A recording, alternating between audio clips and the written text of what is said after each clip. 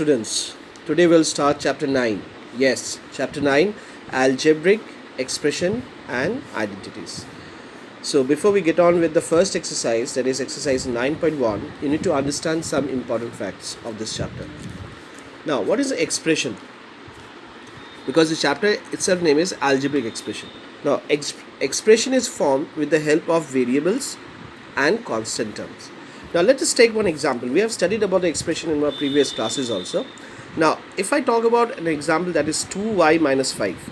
So what is a variable? As I said, that expression is formed by two things, that is variables and constant term. So constant terms are all numbers and the variables are all letters, that is x, y, a, b, c, d. These are all variables. So in this particular example, 2y minus 5, y is a variable, 2 and 5 is a constant term.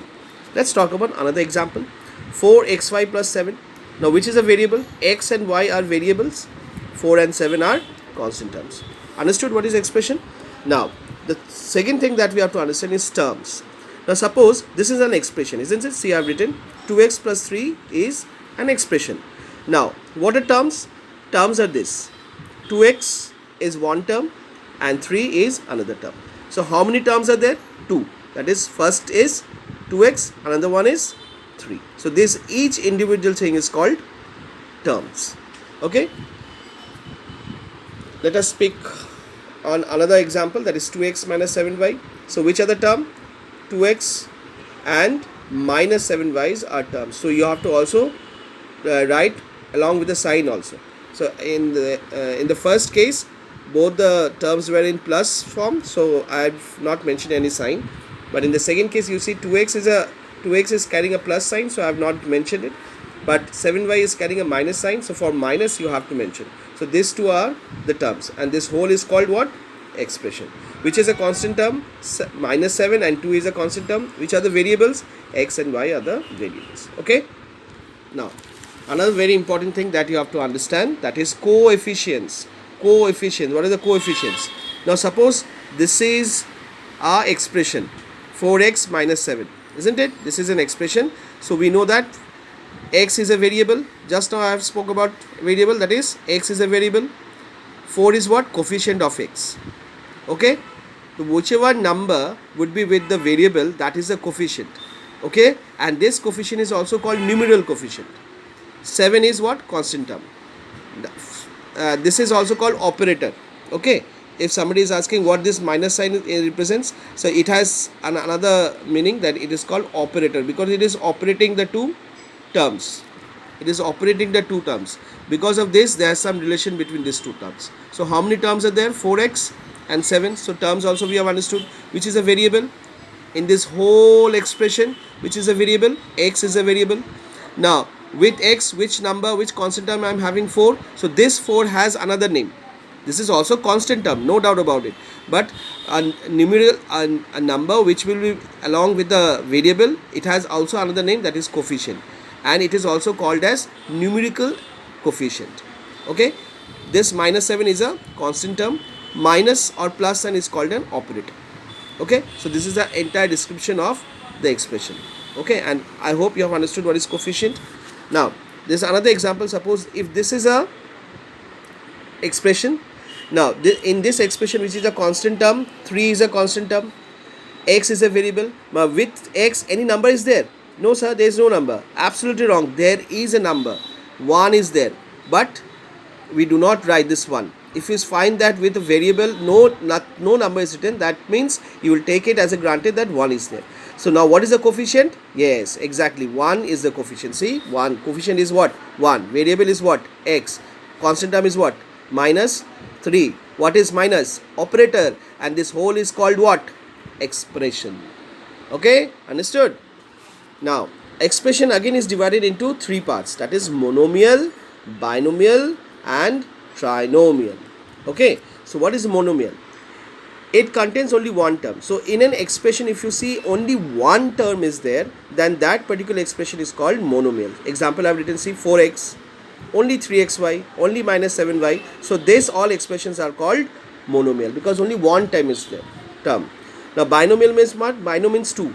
That is the expression which contains only two terms, not more than that, only two terms, that is a plus 6, 4x minus 8, 3xy minus 7. So these are all binomial terms, because how many terms are there? 1 2 1 2 1 2.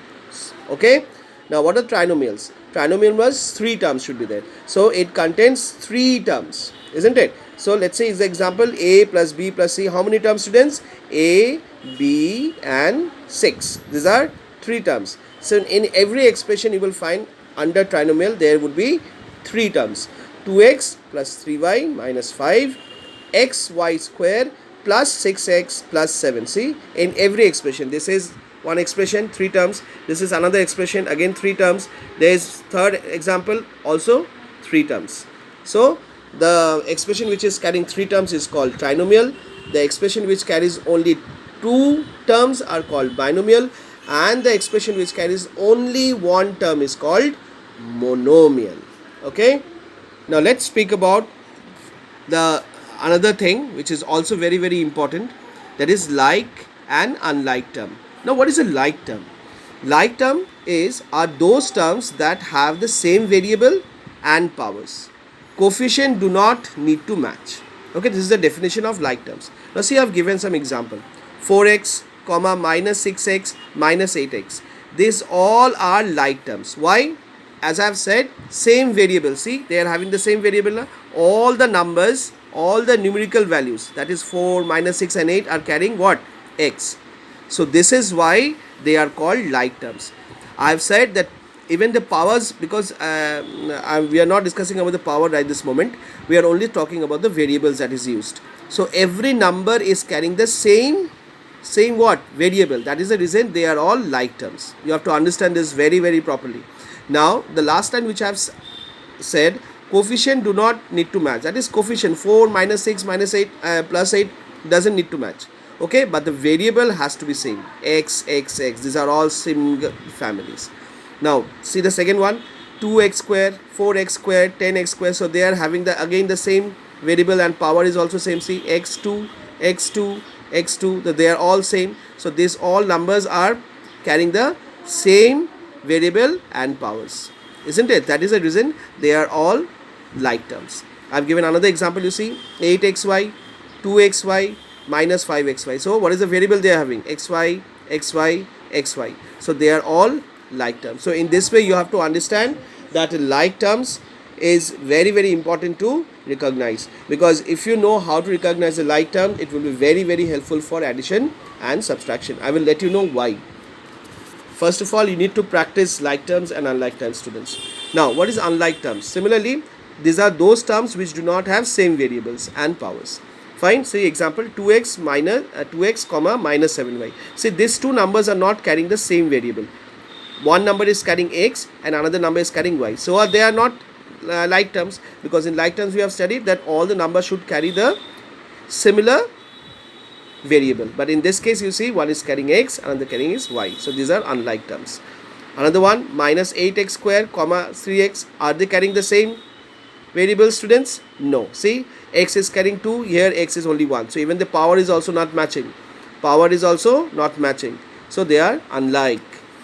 13xy comma minus 7xz. So this number is carrying xy, but this number is carrying xz. Are they same? No, they are not same. So since the numbers are not carrying the same variables, so we'll term this as unlike terms.